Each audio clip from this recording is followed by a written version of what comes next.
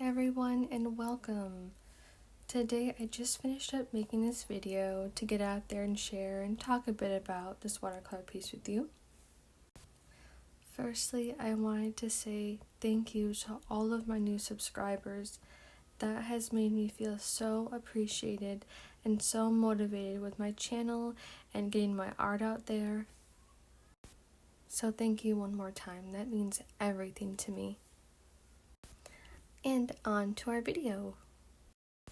Okay, so for my process, I usually start off by layering down some beautiful and vibrant flat colors that I normally like to build up with, with details later on. Though, as you can see, I did forget to, record that first part of it, but that's okay. You guys totally get it. So I really wanted to get into what kind of tools I love to use when I'm making a piece. So let's get into that.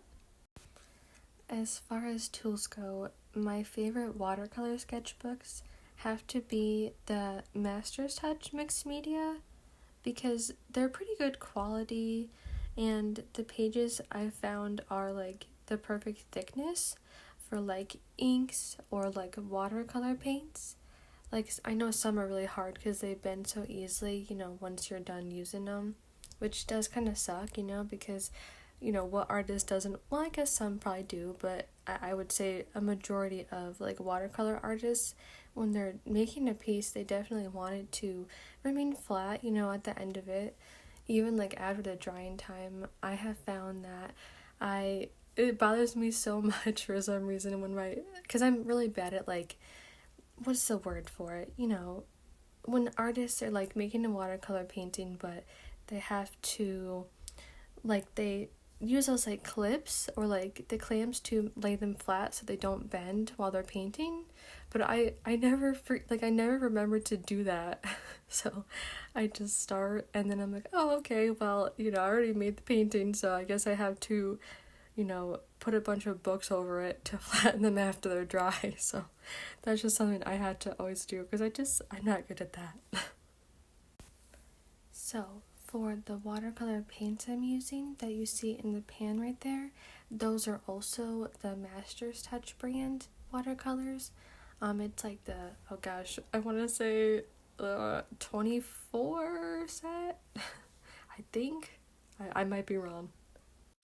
But oh my gosh, my all-time favorite watercolor paints are absolutely, without a doubt, the Arteza ones. I first started with trying out years ago, the Arteza, what was it, pastel colors, and it was I want to say an 8 or a 10, tiny half pan, and they were I fell in love with them. They are so fun to use. But for this painting, I didn't use those because they were obviously pastel, and these are more neon colored paints, which are obviously my favorite too, because they're just so bright, vibrant, and just gorgeous to look at. So as far as watercolor brushes go, I would say I absolutely love the round brushes, using round brushes for, smaller pieces, or always watercolor for me, because that is I feel I have the best control with it for some reason, which is obviously always a great thing when you're making a painting and want it to come out how you envision in your mind.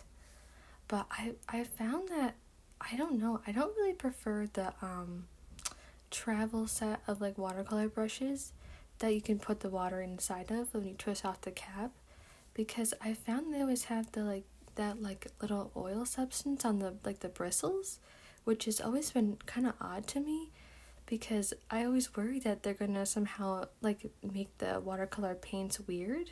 I don't know what it is about them, but I do not prefer those. Whenever I am sitting down to create a piece, I really love trying to portray some kind of emotion or meaning to what I'm making. With this, it made me feel it made me think of late spring, early summer kind of vibes, I would say. A very warm and fun feeling, And feel free to share what you think of or feel when you look at this piece, because I would really love to know. And that was my watercolor video. I'm definitely going to be making more in the future. And if you enjoyed this, consider liking, subscribing, and commenting. It really motivates me. Thank you guys. Until next time, bye.